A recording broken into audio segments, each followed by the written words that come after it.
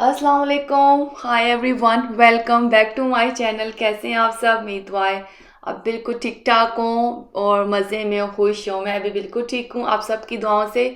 आप सबका प्यार है।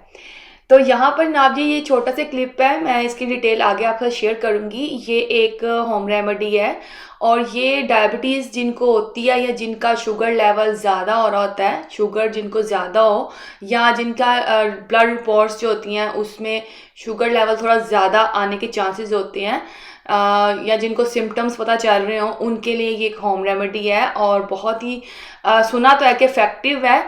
अब इसको ट्राई करेंगे तो मैं इंशाल्लाह ताला बताऊंगी कि इसका क्या रिज़ल्ट आएगा, और अगर अच्छा रिज़ल्ट आएगा तो मैं आपका ज़रूर शेयर करूंगी। तो कुछ सिम्टम्स जब आपको पता चल रहे होंगे कि आपको डायबिटीज़ का कोई इशू हो सकता है, तो ये इसलिए मैं जो है ना ये ट्राई कर रहे हैं और मैं आपको बताऊंगी फिर कि इसका क्या रिजल्ट आएगा। सुना तो है कि बहुत अच्छा रिजल्ट आता है और वो ही चीज़ें इसमें ऐड होती हैं जो कि बहुत आसानी से मिल जाती हैं। खैर अभी मैं आपको इसकी डिटेल नहीं बता रही, क्योंकि जब तक इसको यूज़ नहीं करेंगे तो इसके अच्छा सा कोई रिजल्ट नहीं मिलता। देन ही मैं आपको इसका जो है ना प्रॉपर जो है रिव्यू दूंगी और प्रॉपर तरीके से बताऊंगी कि क्या क्वांटिटी थी चीज़ों की, क्योंकि कुछ चीज़ों के साइड इफ़ेक्ट भी हो सकते हैं और जब तक आप इसको खुद यूज़ ना करो तो मैं तो रिकमेंड नहीं करूँगी आप।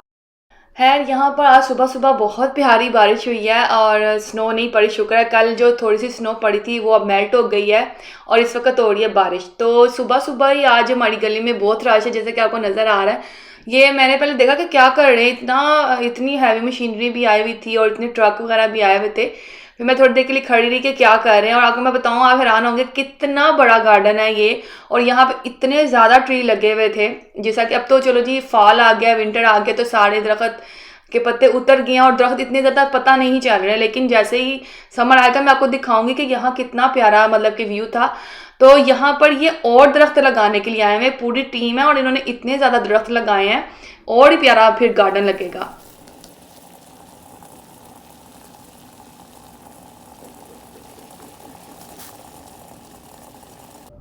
नाश्ता बनाने के लिए मैं आई हूँ किचन में, और नाश्ता बनाते बनाते मैंने आपसे कुछ बातें भी करनी है। बहुत इंपॉर्टेंट बात है और बहुत सीरियस बात है, आपने अब इसको ध्यान से सुनना है और इसका मुझे आप सबसे रिप्लाई भी चाहिए।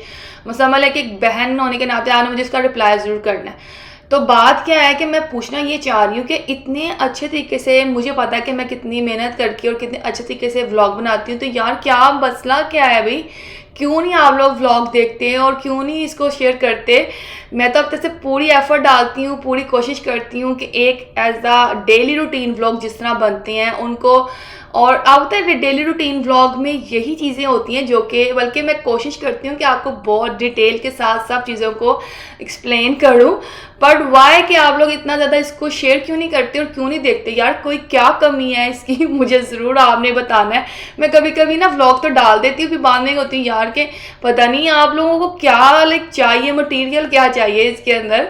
तो मैं ज़रूर पूछूं, आज मैंने सोचा मैं पूछ ही लूं, क्योंकि इतनी एफर्ट डालने के बाद भी अगर आप लोगों को पसंद नहीं आ रहा तो बस मुझे समझ नहीं आ रही कि मैं सोचा कि आप लोग मेरी फैमिली है। जब आपके कोई माइंड में चीज़ चलती है तो आप अपनी फैमिली से शेयर तो करते हो ना।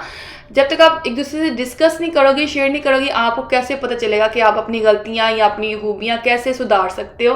तो आपने मुझे प्लीज़ कमेंट करके ज़रूर बताना है कि क्या कमी है, आपको क्या इस व्लॉग में चाहिए, क्या मटेरियल चाहिए जिससे कि मेरा व्यू जो बनेंगे और आप देखेंगे, इनको शेयर करेंगे अपनी फैमिली फ्रेंड के साथ। एज अ बिल्कुल एक फैमिली व्लॉग होते हैं और मुझे तो लगता है कि आपको पसंद आने चाहिए।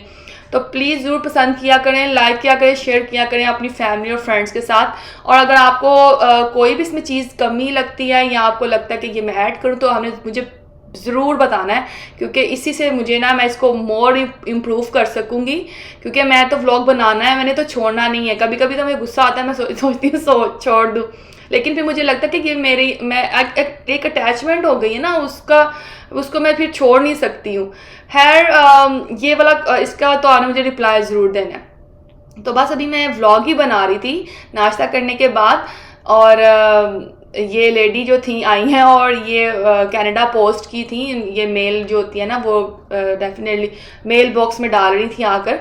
अच्छा, मैंने इनके यहाँ देखा कि इनको के डिफरेंट, कभी वो हमारा ही पार्सल था और वो कभी साइड राइट वाले घर जा रही, कभी लेफ्ट वाले जा रही है। मुझे लगा कि पता नहीं किसका है, एंड पे वो हमारे घर आके उन्होंने डाला है। तो खैर मैं बेचारी थोड़ी सी कंफ्यूज थी, आई थिंक एड्रेस का कुछ इशू था, लेकिन मैंने जब अपने बॉक्स पे देखा तो एड्रेस ठीक था, लेकिन मे भी ठंड है बाहर इतनी, तो कुछ कन्फ्यूजन हो गई हो उनको। तो खैर यहाँ पे वो हमारा पार्सल डिलीवर कर दिया। मैं पार्सल में क्या था मैं इंशाल्लाह ताला नेक्स्ट ब्लॉग में शेयर करूँगी। और जनाब यहाँ पर आ गई थी बहुत सारी सब्जियाँ माशाल्लाह माशाल्लाह से। इस दफ़ा मैं आपको दिखाऊंगी अभी कि मैं क्या क्या सब्जियाँ लेके आई हूँ, और कुछ नई सब्जियां भी ऐड हुई हैं जो कि मुझे आपको भी देख के बड़ी खुशी होगी। जो बाहर रहते हैं ना उनको तो इन चीज़ों का की बहुत ही ज़्यादा ना होती है, एक एक्साइटमेंट होती है और उसकी खुशी डिफरेंट होती है। हमारे मुल्कों में पाकिस्तान, इंडिया, वहाँ पे तो ये चीज़ें आम है ना, लेकिन जब हमें ये चीज़ें मिल जाती हैं ना कभी सीज़न में एक दो मरतबा, तो यकीन करें उसकी खुशी की कोई इंतहा नहीं होती है। वैल्यू समझे बस आप इन चीज़ों की। तो यहाँ पर मैं लेके आई हूँ सरसों का साग, माशाल्लाह से इतना प्यारा था, यकीन करें ज़रा सा भी जो इसकी डंडल होते हैं ना बिल्कुल भी हार्ड नहीं थे, बहुत नरम थे। अच्छा मैंने इसको ना इस दफ़ा फर्स्ट टाइम इस तरह ट्राई किया धोने का। ना तो मैं क्या करती होती हूँ हमेशा इसको चॉप करके फिर धोती हूँ, लेकिन मैंने देखा कि पत्तों को जब आप इस तरह बड़े से टब में डाल के धो लेते हो उसके बाद इसको चॉप करते हो ना, तो ये बहुत आसान तरीका है। मुझे तो बहुत आसान लगा चॉप करके धोना, और वो ज़्यादा मुश्किल है क्योंकि उसके छोटे छोटे पीसीस को संभालना मतलब कि मुश्किल होता है। लेकिन जब आप पत्ते धो के फिर चॉप करते हो ना बहुत वेस्ट भी कम होता है और बहुत आसानी से ना ये धुल भी जाता है। तो बस यहाँ पे देखें जी जो जो सब्जियाँ आई हैं, साथ साथ मैं सरसों का साग भी पका रही हूँ, और साथ मैंने ये सब्जियाँ कुछ समेटनी थी, कुछ बनाकर रखनी थी। जिस तरह के धनिया मैं बनाकर फ्रीज करती हूँ वो मैंने करना है। और यहाँ मैं बैंगन लेके आई हूँ, अरवी लेके आई थी, जुकीनी, मतलब समझ लें सारी सब्जियां जो मार्केट में थी ना वो मैं लेके आई हूँ। करेले में ले आई थी। और ये देखें एक और चीज़ स्पेशल, मुंगरे जो कि पाकिस्तान इंडिया में आजकल बहुत आए होंगे, ये भी यहाँ आए हुए थे, वो भी मैं ले आई हूँ। और इनको हम लोगों ने बना लिया है। मतलब सब्जियां जो मैं लाई ना इनको मैं बनाकर सेव कर रही हूँ ताकि फिर इसकी लाइफ बढ़ जाती है। मुंगरे भी मैंने बना लिए हैं। अब मैं सरसों का साग जो है चॉप करके तो वो पका रही हूँ साथ साथ। इसके बाद मैंने धनिया जो है वो बनाकर धोकर तो वो फ्रीज करना है। और ये देखे मैंने इस तरह इसको धो करना तो बहुत आसानी से ये देख कट रहा है, क्योंकि सरसों का साग जो होता है ना वो बारीक बारीक चॉप करना होता है। तो जब आप बारीक चॉप करते हो तो फिर इसको धोने में भी प्रॉब्लम होती है। तो खैर यहाँ पर उसका जो है ना मसाला तैयार हो रहा है सरसों के साग का। मैं तो मेरे बच्चे भी अल्हम्दुलिल्लाह लास्ट ईयर भी जब सरसों का साग आया था तो हम लोगों ने बनाया था, उन्होंने बहुत एंजॉय किया था। अच्छा मैं क्या इसको बिल्कुल ना जो प्यूरी सा नहीं बनाती, मैं इसको थोड़ा सा जिस बड़ी अच्छा सा बड़ी चॉप करके तो देन मैं इसको थोड़ा सा मोटा मोटा रहने देती हूँ, जितना मत के ब्लेंड नहीं करती मैं इसको। तो बस यहाँ से अभी साथ साथ चीज़ें जो मैं बनाती जाऊँगी और इसको मैं साथ साथ समेटती जाऊँगी। और धनिया का भी बनाने का ये तरीका है कि अच्छे तरीके से धनिया को पहले साफ़ करके काट लें अच्छा और उसके बाद आप इसको टोकरी में डालेंगे जब धो कर, तो थोड़ी देर के लिए इसको पड़ रहने दें। उसके बाद आप इसको जिप लॉक बैग में डालकर फ्रीज कर दें। अच्छा जो टिप है कि जो धनिया होता है ना उसको जब आपने फ्रीज करना होता है तो आप उसको बारीक चॉप नहीं करेंगे, उसको आप मोटा मोटा काटेंगे ताकि वो अच्छा रहता है। जब आप इसको फ्रोज़न तरीके से अपने सालन में यूज़ करते हो तो फिर वो अच्छा रहता है, मतलब उसकी लुक अच्छी आती है। अगर ऑलरेडी आप पहले से उसको बारीक चॉप करके रखोगे तो वो फ्रीज होकर और चूड़ा सा बन जाएगा, तो इसलिए मोटा मोटा काटे हमेशा, ठीक है। और यहाँ पर अब मैंने सालन अपना मसाला रेडी कर लिया था, तो सबसे लास्ट में मैं करेले बना रही हूँ। ये टाइम ऐसा होता है कि इस टाइम पे ना मैं खाना रेडी करती हूँ और बाकी सारे काम भी करती हूँ साथ साथ। माशाल्लाह असर और मगरिब की जो है ना नमाज भी होती हैं, वो टाइम होता है। तो मुझे किचन में भी मैं बिजी रहती हूँ इस टाइम पे, क्योंकि बच्चे जो है ना इस टाइम पे अपनी सब स्टडी कर रहे होते हैं। तो वो मुझे भी ये होता है कि वो अपना काम इजीली कर रहे हैं, मैं अपना काम कर लूँ। अगर जब वो जितनी देर में बच्चे फ्री होंगे मैं भी अपने काम से, किचन से बाकी सारे काम जो लॉन्ड्री या जो भी करना होता है वो मैं उससे फारग हो जाऊंगी। फिर हम लोग एक फैमिली टाइम हमारा स्पेंड हो जाएगा। ये एक मैनेज करना होता है घर को। सम टाइम ऐसा होता है कि अगर आप टीवी वॉच कर रहे हो बैठ के और आपके बच्चे काम कर रहे हैं और आपका काम जब वो फ्री होंगे तो आप अपने काम करने लग पड़ोगे। इस तरह नहीं होना चाहिए। जब सब बिजी हैं तो फिर सब बिजी हैं, और जब सब फ्री हैं तो फिर सब मिलके वो फैमिली टाइम हो जाता है। तो बस यहाँ पर अभी मेरा बस ये लास्ट काम रह गया है और इसके बाद मेरी मगरिब का नमाज का टाइम था। तो यहाँ पर मैंने करेले बनाने शुरू कर दिए थे, क्योंकि करेले भी बनाकर जो मैं फ्रीज़ करती हूँ, इसका मैंने मेथड पहले भी आपको बताया। इसी तरह ही है कि बस आराम से सारे करेले जो है ना, आपने ऊपर से पतला पतला छिलका उतार देना है। मैं तो उतारती हूँ, कुछ लोग नहीं उतारते। इस तरह बड़ी बड़ी आपने इसका छिलका उतार लें और सारे जब छिलके उतर जाएंगे तो एक बाउल में आपने सॉल्ट लेना है। और मैंने जैसा कि ले लिया, क्योंकि करेलों को नमक तो आप पता लगाना ही होता है, वो लगाना पड़ता है। सब देखिए मैं ब्रिक ब्रिक स्किन उतार रही हूँ, क्योंकि इसका भी गूदा नहीं रहता। अगर आप बहुत मोटा मोटा उतार लोगे तो उसका गूदा कुछ भी नहीं बचेगा। तो यहाँ पे मैं इसका बड़ी छिलका उतारूंगी, इसके सीड निकाल लूँगी, फिर इसको जो है ना छोटा छोटा चॉप करके तो सॉल्ट में डाल दूंगी और तकरीबन घंटा 2 घंटे पड़ रहने दूंगी। उसके बाद इसको अच्छे से मल के पानी में हम इसको धो लेंगे। तो बस फिर उसके बाद जब पानी ड्रेन हो जाएगा तो इसको जिप लॉक बैग में डाल के आपने फ्रीज़र में रख देना है, और जब दिल चाहे तो आप इसको सालन में कुक कर सकते हैं।